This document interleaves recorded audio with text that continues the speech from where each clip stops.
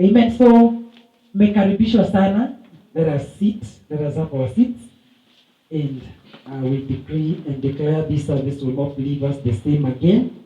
There shall be something done in our lives today in Jesus' name. Amen. Hallelujah. Amen. Nashukuru kuona mara tena. Karibuni. Julius and your wife and your children, you are so blessed. You're welcome. And we really thank God for the Father Lord has taken us and where He's taking us. Bwana Yesu asifiwe sana. So we started the journey this month of September, and we were looking on an unbreakable covenant, and more so we looked on family, and tukasema kwamba we dealt with first of all the family life. Family life inajumulisha husband and wife, na tukafuatia tukaguzia juu ya wazazi.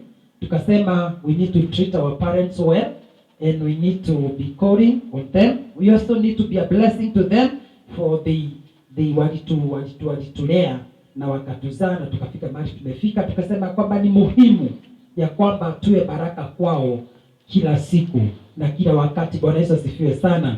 And also tukafika mahali tukasema kwamba pamoja na hayo kuna watoto. So kwa kila jamii kuna watoto. So kuna wazazi, kuna mke na kuna bwana, bibi na bwana. Alafu pia kuna watoto.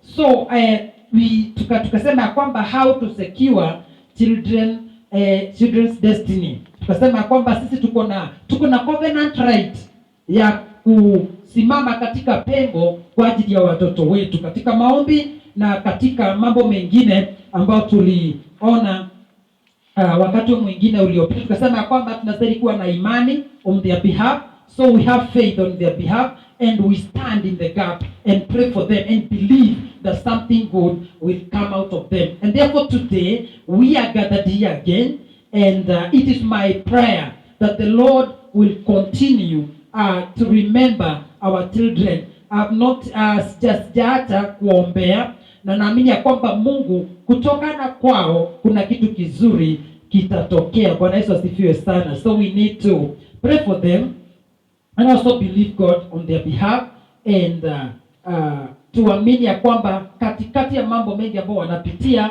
siku moja watasimama. Bwana Yesu asifiwe sana. Leo tunataka tuone kitu kingine katika covenant access. Tusema jambo la kwanza, covenant access ni faith. So tukasema ili tupate imani, tupate kukomboa destiny ya watoto wetu, tuwe na imani. Ndio kitu ya kwanza ambayo tulikuwa tukuze ndani yetu. Tukasema kwamba watoto fuata imani yetu. So kama sisi hatuna imani, watoto pia hawatakuwa na imani. So we need to work on our faith.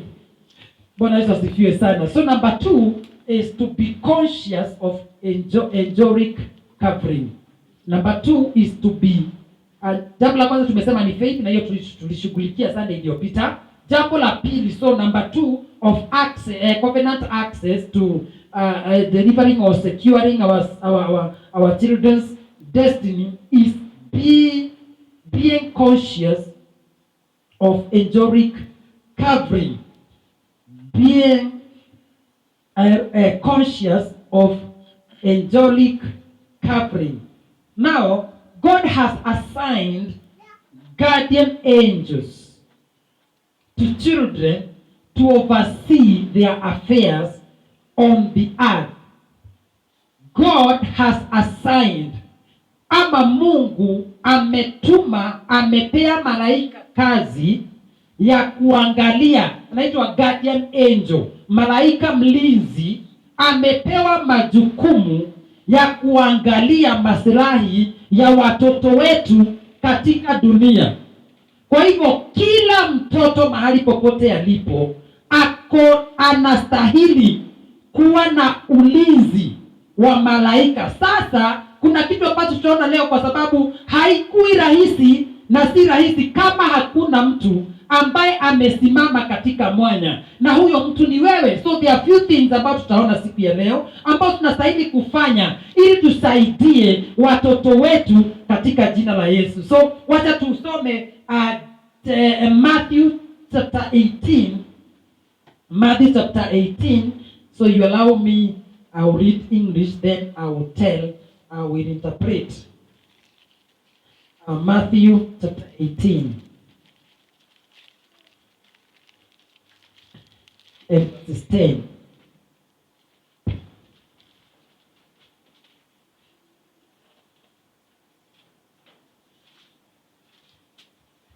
Nasema ya kwamba that is Jesus telling people, disciples. Nasema ya kwamba take heed that you do not despise one of these little ones. For I say to you that in heaven their angels are always see the face of my Father who is in heaven. So take heed of these young ones, the children. Take heed of them. Why?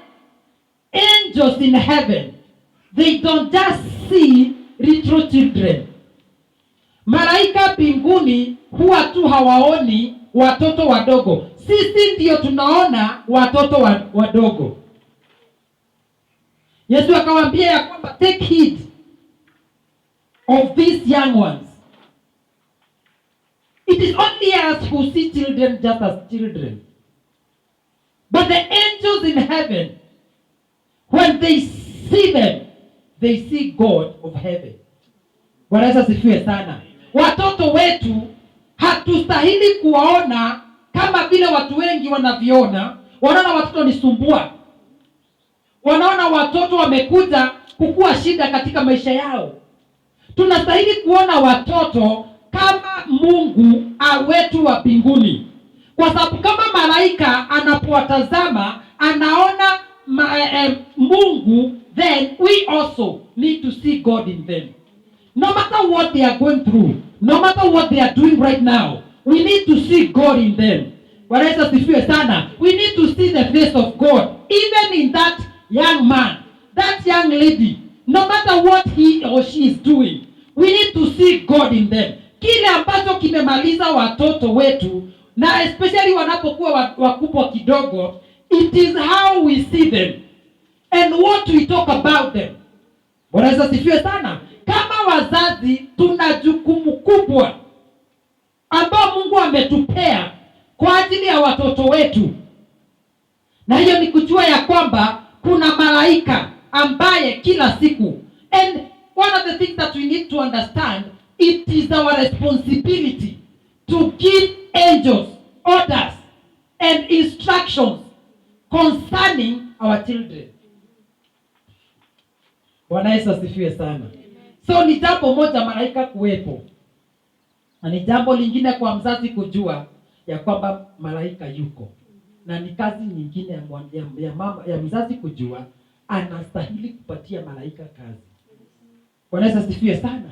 I always love the way sometimes when I go to visit my parents, whatever they are, wale ambao wamebaki, mimi wanafurahia kwa wale ambao wananiambia uende salama, ufike salama, na Mungu akulinde. Malaika wa Mungu kila wakati apigane vita zako. Kila wakati. Hiyo neno usiwahi sahau. Wakati wote ambapo utaliliza watoto wako, hata asubuhi wakienda shule, just tell them, may the angel cover you. Bwana Yesu asifiwe sana. You know, you've never known that there are people ambayo katika shule kuna wale ambao wana survive na hekima ya mtoto wako. Yes, there is an exchange. And everything that you see your child doing, akikwambia ya kwamba ilintroduciwa kwake na rafiki yake, you must know there is a wrong spirit that you need to deal with. And that kuna malaika lazima ufufue. Kuna malaika lazima uamshe. Umwambie malaika wa huyu mtoto, hili jambo sitaki kuliona tena. May you deal with it. Wanaweza sifiwe sana. Because you see, kuna mama ambaye mtoto alipewa bango. So hii bango alipewa ilikuwa exchange. Ya kwamba zile namba huyu mtoto alikuaga, itakuwa kwa huyu ambaye amempea bango. So amempea bango, waka exchange. I take your wisdom and you take what I've been getting. Wanaweza sifiwe sana. So it's also like the way people transfer diseases and sicknesses. Nasema kwamba hii ugonjwa nimeteseka ya kutosha, so anakupatia kitu na naamini. Because you see, one of the things that you must understand, whatever thing I give to you, it has got spirit behind it. Wanaweza sifiwe sana. We need to be very careful on what comes with our children. Not everything ambayo nakujaga nayo nyumbani iko sawa. And especially mavazi. Ukiona amebadilisha ati unasikia kuna mtu alichukua sweta yake, so ile ilibaki unamwambia chukua hiyo. No, sometimes people don't leave hizo pullover sama sweaters hivyo tu. They leave it, wanachukua hiyo, wanajua this one. Wanaweza sifiwe sana.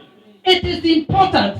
Ama hata sweet ama nini, we need to be very careful because the destiny of our children is fought in all sides. Bwana Yesu asifiwe sana. So it is one way to know they are angels.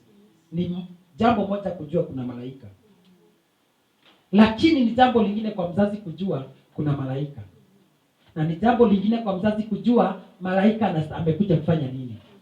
Because hawezi tuseme ajiri daktari wa kuangaliaga mgonjwa tu kwa macho, jamwangaliaga nimeona hapo sawa, anakuja tena anamwangalia. Siku nyingine utakuwa hata kama sio umemwajiri, utakuwa umemfuta kazi. Namwambia hapa kwangu usiwahi kuja tena, sikukuita kumwangalia kwa macho. Hata hivyo daktari wa hospitali akikuangalia kwambia wewe venye nimekuona uko sawa, na nyumbani. Ni nini ambacho kitaku? Sio na mtu ametumwa kwa nabii. Anafikiria venye nabii at least nabii angefanya kitu. Hata kama ni kuniangusha ama anichape kofi moja ama niwekelee kitambaa, at least angefanya kitu. Sasa kuniambia niende tu nimepona, hiyo ni maanisha nini? So we need to be active. We need to activate our angelic ministry on our children. We need to make sure that our children are taken care of well. Bwana Yesu asifiwe sana. Some things tusichukulie kwa mzaha. Kuna malaika wa kila mtoto hapa. We need to ask the Lord and also to atufungue macho tujue ni malaika gani ametumwa na assignment ambao ametumwa. Tukishajua hivyo tutajua jinsi ya kumfanyisha kazi. So when you know they are there, your faith becomes alive to their ministry. Ukijua wako hapa, imani yako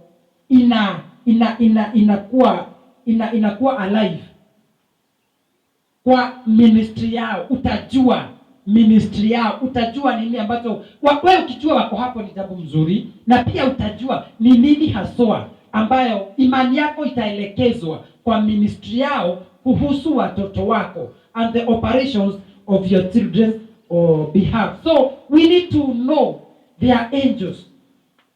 We need to know that one thing. Lazima tujue ya kwamba kuna malaika. Bwana Yesu asifiwe sana. Lazima tujue ya kwamba kuna malaika. Na lazima tujue kazi ama ministry ambao wametumwa nayo, so that we pray towards that, so that we also be part of our children's destiny to ifikiane.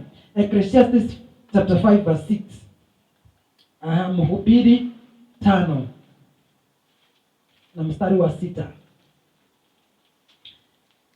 Thank you Jesus. So unaweza andika alafu tusome hii yangu.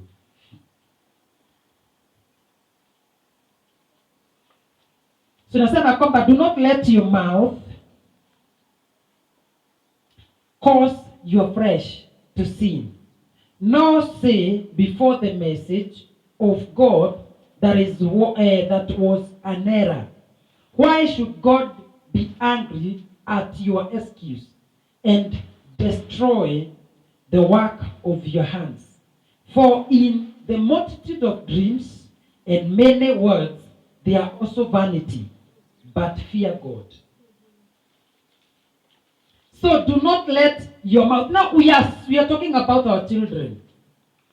We need to be very careful on what we are saying concerning our children.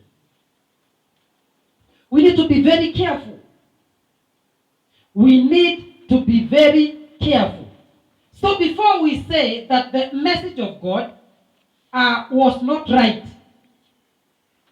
we need to be very careful, because God cannot curse the work of your hands. Mungu hawezi laani watoto wako. Mungu hawezi letea shida watoto wako. Mungu hawezi letea watoto wako magonjwa. So kitambo useme jambo lolote kuhusu neno la Mungu, kuhusu watoto wako, kwanza mind your words. Bwana Yesu asifiwe sana. So Mungu hawezi tuma shida kwa watoto wetu. So wewe sema kwamba there was an error. God cannot do error. Mungu hawezi haribu maneno akianza.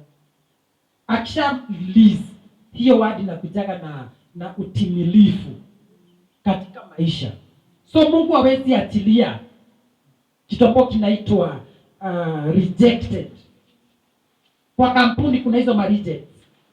Kitu ambacho haikufikiana, haikufikisha kiwango ama standard ya standardization. So hiyo kitu unapata kwamba inaachiliwa na inauzwa bei kidogo, lakini Mungu hawezi atilia mtoto akiwa reject mikononi mwetu. Mtoto yote ambaye amezaliwa duniani hii ako na maana. Now imagine of that young man ambaye hana mikono, ambaye miguu yake ni mifupi. That man saizi anasikia kuna watoto watatu. He has been blessed by God in that, kwa sababu yeye alifanyika, kwa sababu you know when hands are not there, when legs are not there and you are given mouth, you can make money. Bwana Yesu asifiwe sana. Alikuwa anasema kwamba venye yeye hakukubali kuona uhaba maishani mwake, lakini aliona kushinda na aliona plenty, aliona fertile land katika kile ambacho yeye alicho. Without two hands,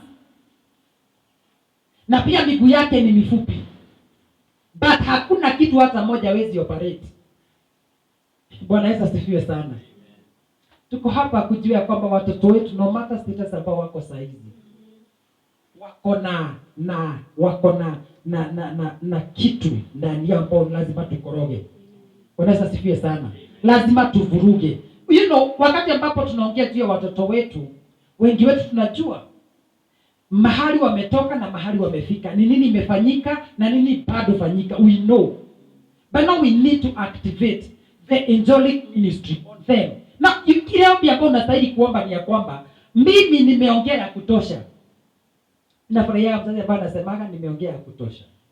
Sasa nampatia Mungu. Siri ya kumuikilia Ngai ati ndagutigira Ngai. Hii ni ile ya kuambia Mungu sasa mimi nimefanya yangu yote. Hapo pengine Mungu, si ndio unaambia ni wewe mnaongea na Mungu kama ila mwana kinya utoa kinyania no uyu mwana. Da kunengera we na araika aria maiki matumitwo ni tondu wake mamurutire wira. Mwathani agocwo. Taru no urigwo ni maundu mariko ndenda kwari horo wamo. No wone kinya mwana ndanyita githomo. Ekirathi uguo ndari concentration yona kanini. Mwana cyo gutika undu kagiagika enda guikara uguo tu. You need to assign an angel on her behalf or his behalf. No kuri nginake ndete wira. Ndete wira. Ucio nake wagire kumutumira muraika amwarahure ende wira. Tondino utakuruta wira ndungitura. You need to work. So there are several things that we should take. Kama wengi wetu wengine ndio wanafuta sigara, wanafuta bangi na whatever, wameingia kwa madawa ya kulevya na nini na nini. So you need also to assign an angel. Ili kila wakati anamvuruga. Wanaweza sifiwe sana. Anamvuruga every time unaambia malaika wa Mungu, huyo kijana huyo msichana anapoenda, nimetuma malaika, hakuna kitu mbaya, hata akifikiria haitatendeka. Bwana Yesu asifiwe sana. We need to send an angel. We need to send an angel. So we need to be very careful on what we are talking about our children. So we must pick the best words, because also angels pick the words you speak. If you speak negative word, the angel will pick it to affirm it. If you speak positive, even when it is not the right thing, you speak positively, then the angel will pick that word and will affirm it.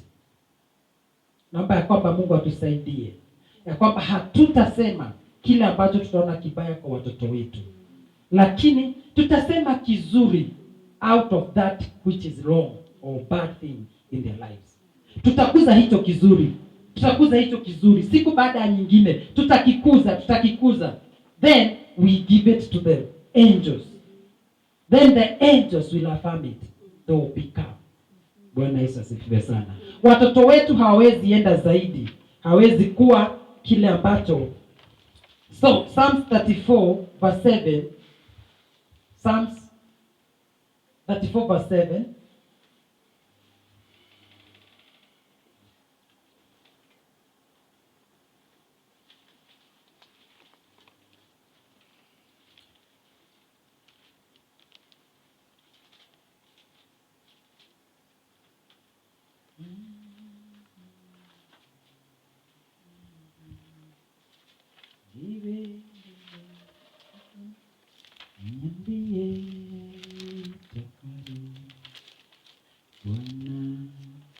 verse 7, nipe nguvu ya kushinda.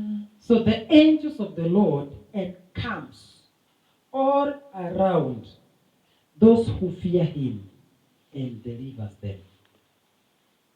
So there are angels set around us, or to encamp us, to be there for us, and more so what we are talking about, our children. Kuna malaika ambao wako pale kuzingira watoto wetu. Kuna malaika ambao wako pale kuhakikisha kwamba watoto wetu wanasimama, watoto wetu wanafaulu, wanafanikiwa. They are there just to deliver them.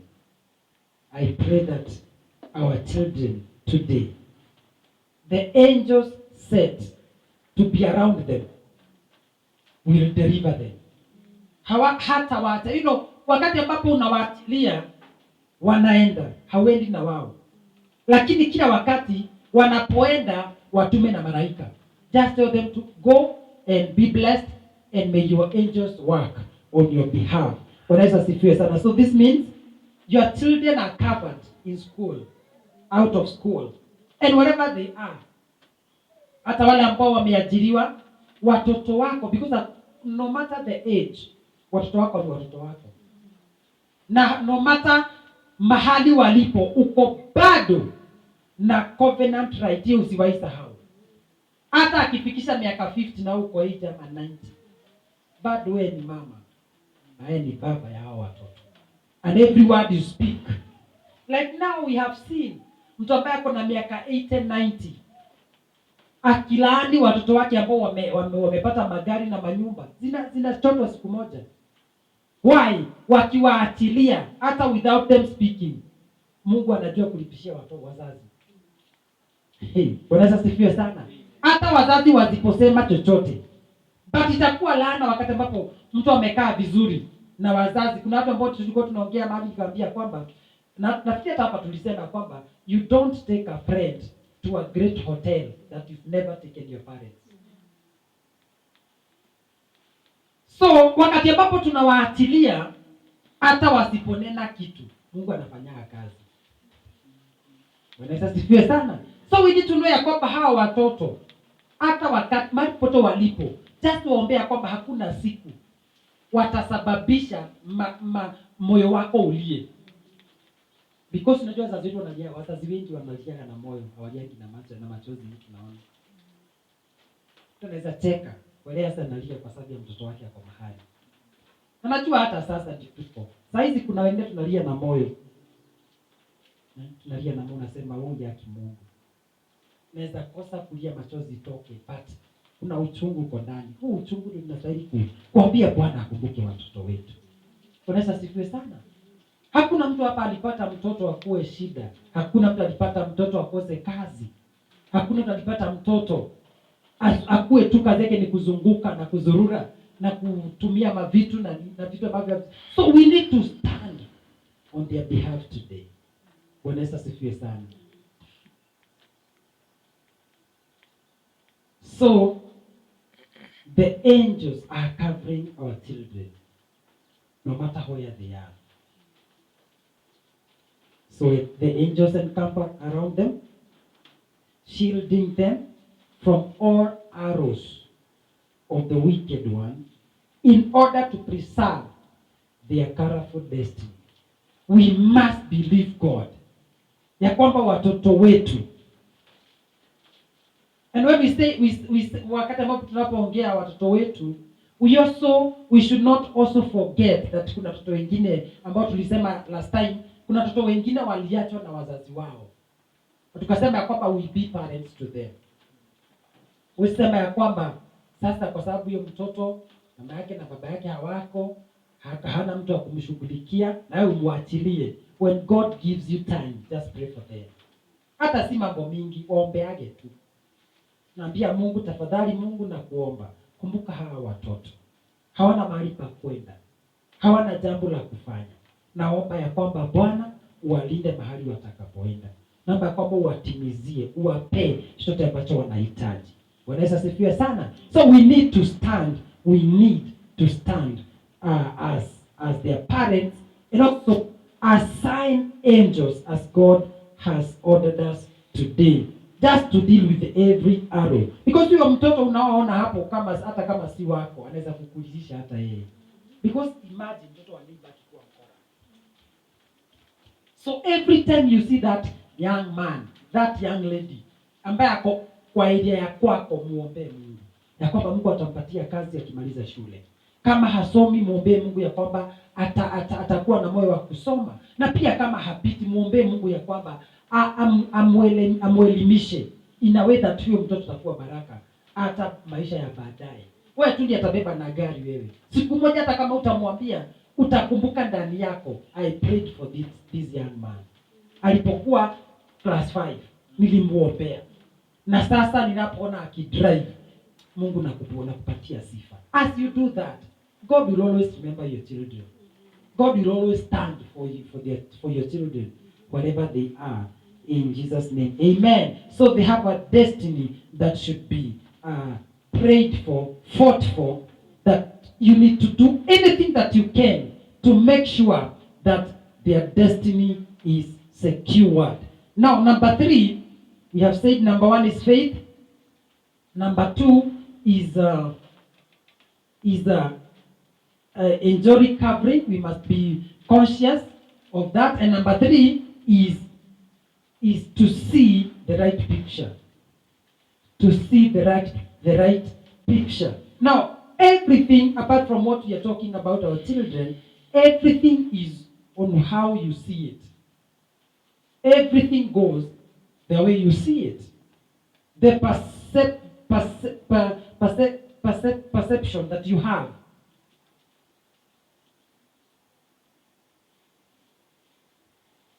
So, sasa na andiko hapa ambao litatuonyesha vile Mungu ana deal na vile unaona mambo. Your perception. How God deals with your perception. Or how God deals according to your perception. That is why we must be very careful kwa vile ambavyo tunaona watoto wetu. Bwana Yesu asifiwe sana. So Genesis 13. verse 14 and 15. This is God talking to Abraham. And he is also talking to us today.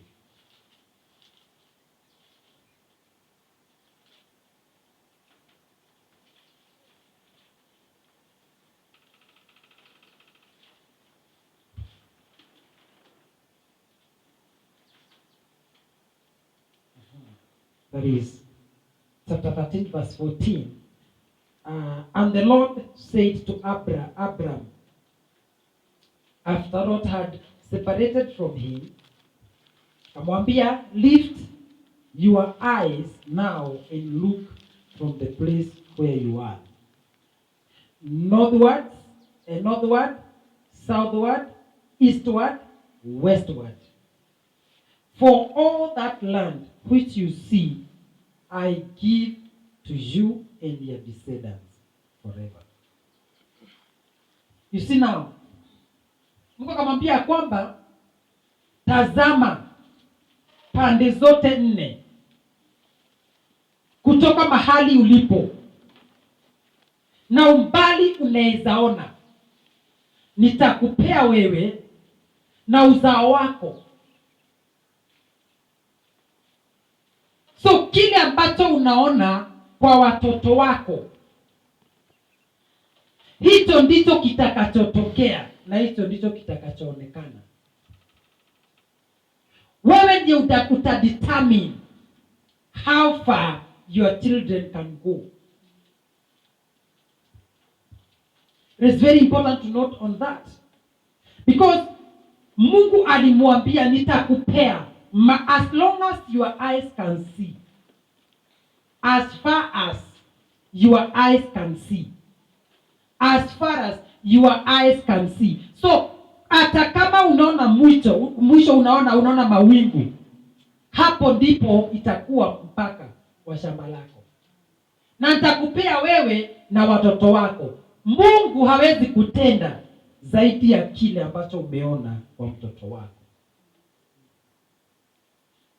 They cannot also have beyond the future you see for them. Hawezi kuwa na mali zaidi ya vile wewe mwenyewe uliona. Akikuambia atanunua gari, usicheke. Na usimuulize aikoni tidage wende wewe.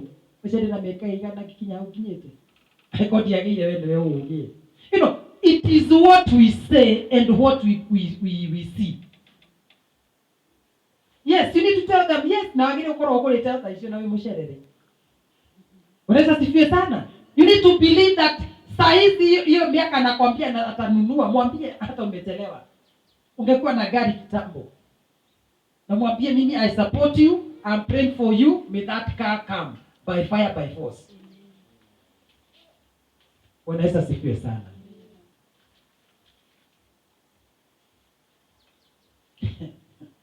Unajua ni wangapi saizi wamedestroy marriages za watoto wao? Ni wengi. So mzazi analetewa msichana anasema kama huyu. Kijana anajitahidi tena. Anaenda anakuja na mwingine anamwambia huyu. So mtoto anakufa moyo, kijana anakufa moyo. So anasema nitakaa hivyo. Ama anatafuta mtu yeyote. The same wasichana.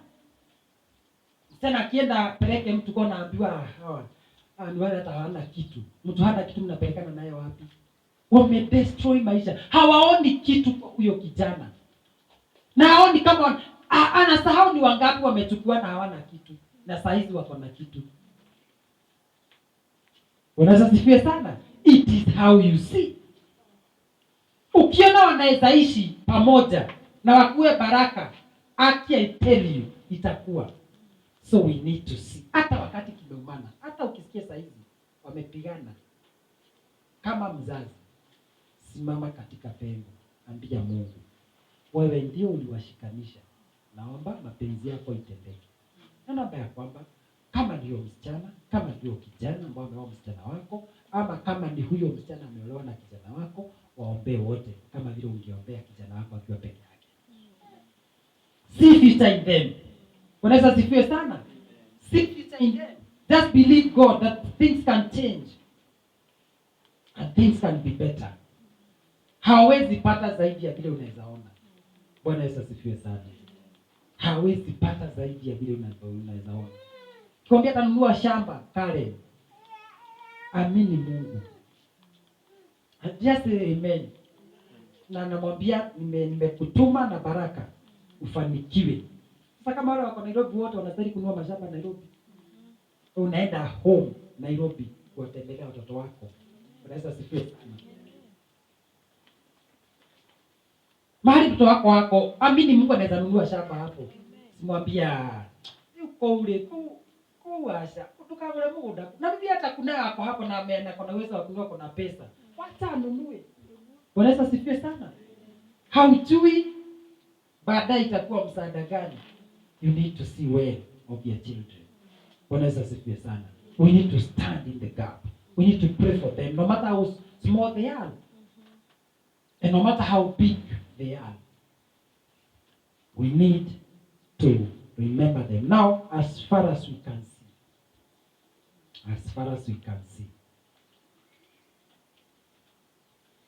Now, there is a question here to ask ourselves. What do you see for them? Because you know you will always fight on what you see. Kuna kile kitu ambacho you don't fight children, you fight against what is eating their destiny. So ni sababu tuko tunaambiwa ya kwamba tukichapa tukikuwa tunaambiwa mimi sijakuchapa. Ni mahitaji dekade. Dahura. Na alikuwa anakuelezea vizuri nakwambia sasa no wage kumenya. No miaka gihoka ni ugeka atia? Ni ukamenya. Tondu hau nduneka wega. What you kile ambacho ulikuwa unachapa si mtoto for sure. It is the eater of his or her destiny. And that is why we should see now. Kama vile tulivyokuwa tukiwa wadogo. Venye tulikuwa tunachapwa, venye tulikuwa tunaambiwa. We also need to see other things that eat the destiny of our children. So what can we see? Nini ambacho tunaona katika hiyo ndoa ya hiyo watoto wetu? Nini ambacho tunaona katika masomo ya huyo kijana wetu ama msichana wetu? Nini ambacho tunaona katika hiyo kazi ambayo kijana ama msichana wetu anafanya? What can we see? Now, Bible says, somebody said that we should see them as olive plants. Olive plants. Olive plants. That is Psalms 128 verse 3. Psalms 128 verse 3. Let us see our children as olive plants. Now, as we pray for our children also, our lives and everything, because kila kitu ambayo imerola hapo, lazima tuone. Hiyo biashara usione kama shida yako. Hapana. Ona hiyo ndio itakuwa baraka yako. Ione kama olive tree. So alikuwa anasema kwamba vile let us first of all read that and then tuendelee tunapozidi kumalizia. 128 verse 2.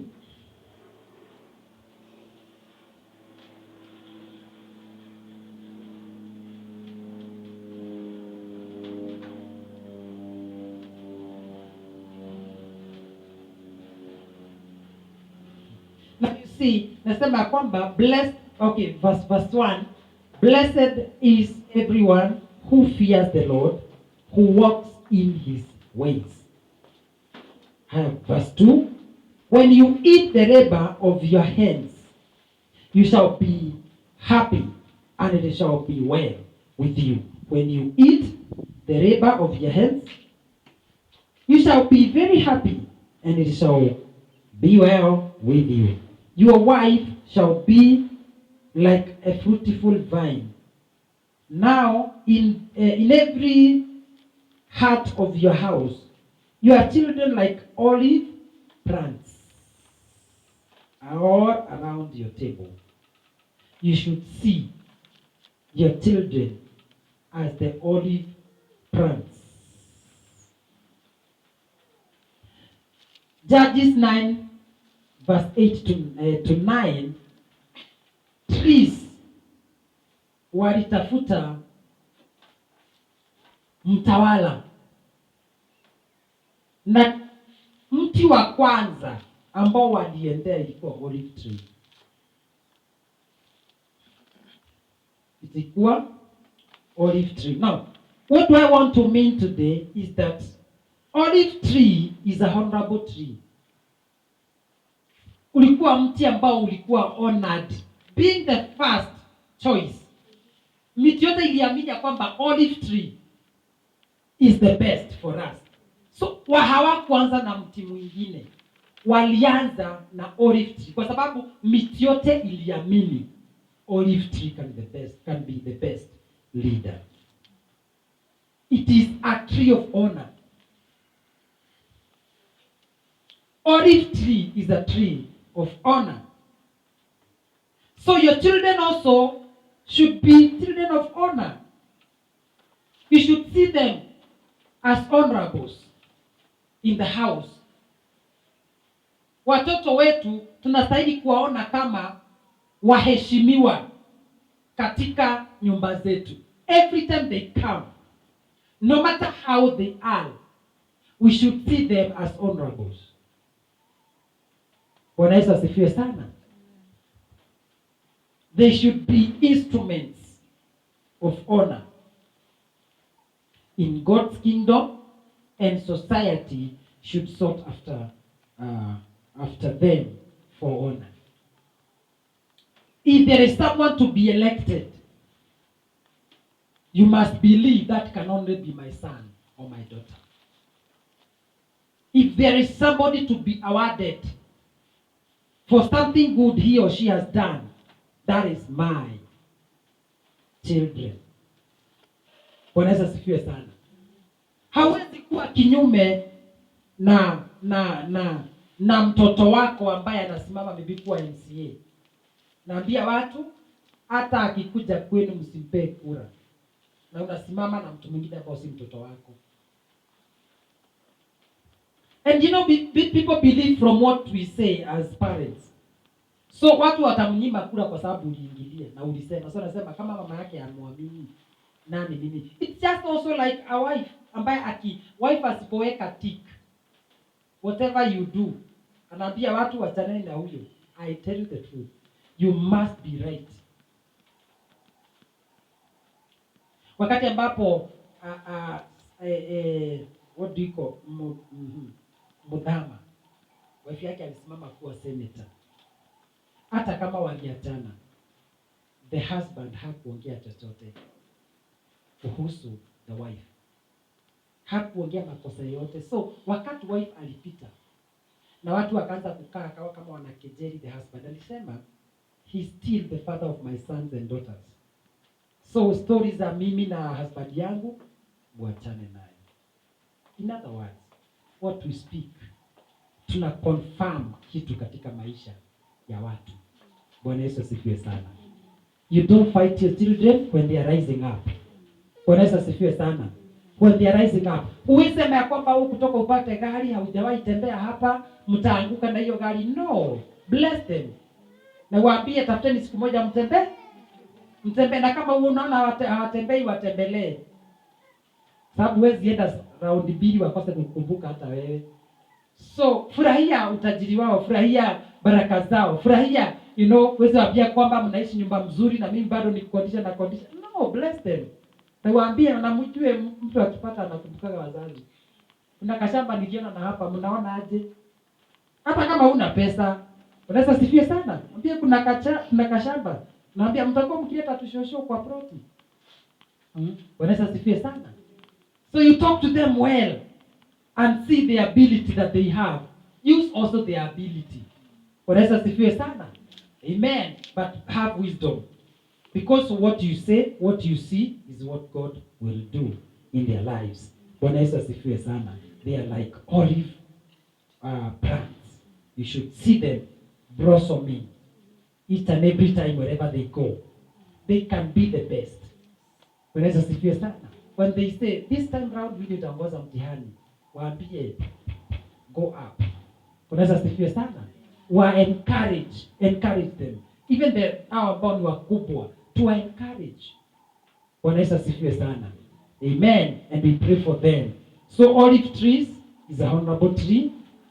Tumesema kwamba your children also should be seen as olive tree, being an instrument of honor in the kingdom, or in God's kingdom, and also in the society. In the church they should